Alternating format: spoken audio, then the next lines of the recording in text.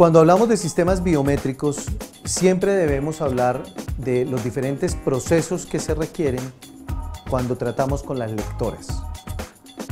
Quiero que hagamos claridad entonces sobre tres tipos de procesos: el proceso de enrolamiento, el proceso de verificación y el proceso de identificación.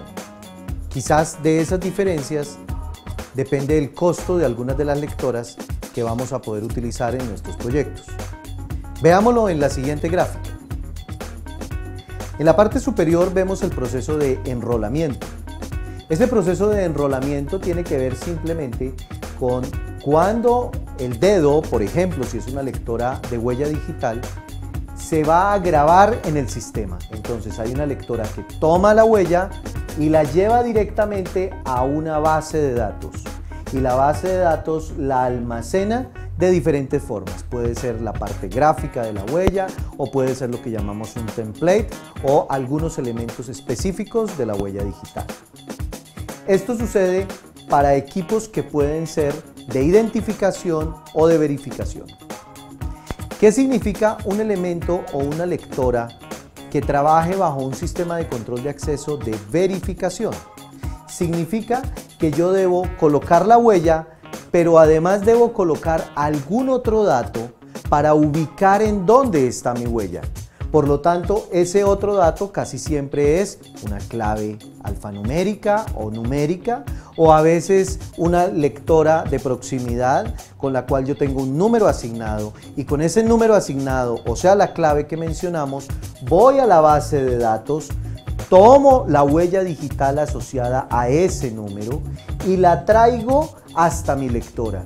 Y es la lectora la que compara la huella que está en ese momento en mi dedo con la que trajimos desde la base de datos. Por lo tanto, todo lo que debe hacer la lectora es simplemente un proceso de comparación, de verificación entre dos huellas digitales. Y si la comparación es real, pues dice la persona que está con el dedo en la lectora es la que dice ser, y seguramente se le garantizará el acceso. Si por el contrario la comparación es negativa, simplemente se rechaza. Aquí el tema es de tiempos.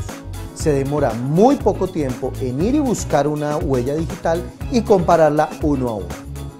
Ahora, ¿qué es un proceso de identificación? Cuando yo estoy en una lectora de identificación, entonces lo que hago es que coloco el dedo en la lectora, y la lectora misma y todo el hardware dentro de la lectora van y buscan en la base de datos uno a uno y comparan mi huella digital con todas las huellas digitales que hay en la base de datos, y normalmente ese proceso pues obviamente se demora mucho más. Cuando la base de datos de todos los usuarios es pequeña, un proceso de identificación es bastante viable. Cuando la base de datos es bastante grande, por ejemplo, más de 1000, 1500 personas, y conozco sitios que tienen 50, 60.000 usuarios, seguramente un proceso de identificación tardará bastante. Entonces, en ese caso, hacemos un proceso de verificación. Para las lectoras de procesos de verificación, que son las que más se utilizan en el tema de seguridad electrónica, hay estándares. Y para las lectoras que hacen el proceso de identificación, que es utilizado más a nivel jurídico, de registraduría o de elementos judiciales, hay otro estándar, el AFIS. Es la diferencia entre los dos tipos de lectoras. Así que usted tenga en cuenta qué tipo de proceso desea implementar en su sistema de control de acceso biométrico. Les habló Germán Alexis Cortés de la Asociación Latinoamericana de Seguridad, ALAS.